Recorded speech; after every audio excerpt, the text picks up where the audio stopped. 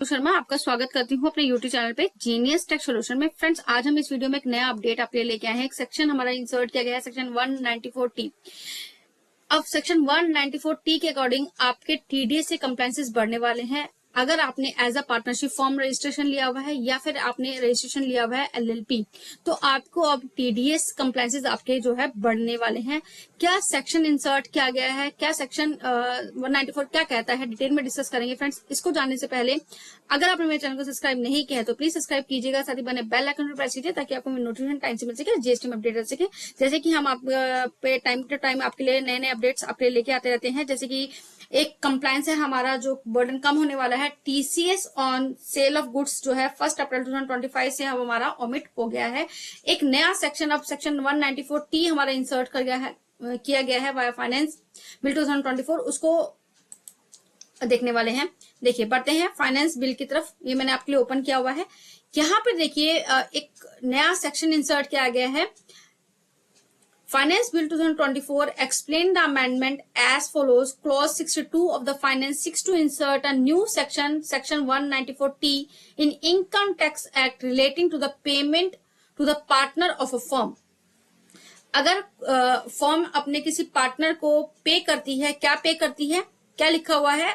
As per subsection 1 of the said section provides that any person being a firm responsible for paying any sum in nature of salary, remuneration, commission, bonus, or interest to a partner of a firm shall, at the time of credit of such amount to the account of the partner, including the capital amount account, or at a time of payment thereof, whichever is earlier, deduct income tax thereon at the rate of 10%. अब कब देना है?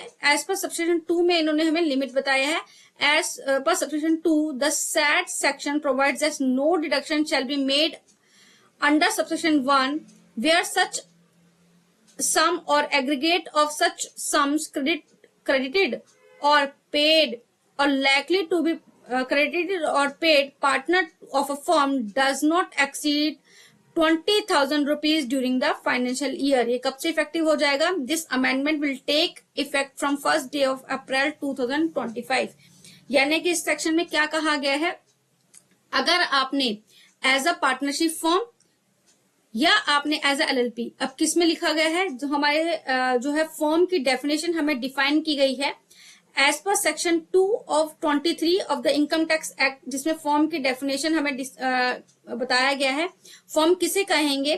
Firm shall have the meaning assigned to it Indian Partnership Act 1932 and shall include a limited liability partnership firm as defined in Limited Liability Partnership Act 2028। अब हम किसे कहेंगे? जो हमने partnership as a partnership firm registration लिया हुआ है या आपने एज एलएलपी आपने रजिस्ट्रेशन लिया हुआ है, तो अब आप अगर अपने किसी पार्टनर को पेमेंट करते हैं जो कि एक्सीड की जाती है 20,000 रुपीज पर एनम, यानी ईयरली अगर आप 20,000 रुपीज से ज्यादा पे करते हैं या इन वन को पे करते हैं, तो आपको उसके ऊपर 10% का टीडीएस डिडक्ट करना रहेगा, जो कि मैंडेटरी है from 1st day of April 2025 से ये हमारा एप्लीकेबल हो जाएगा। यानी कि एक इन्होंने टीसीएस का प्रोविजन खत्म किया तो एक नया इन्होंने सेक्शन इंसर्ट कर दिया, सेक्शन 194T।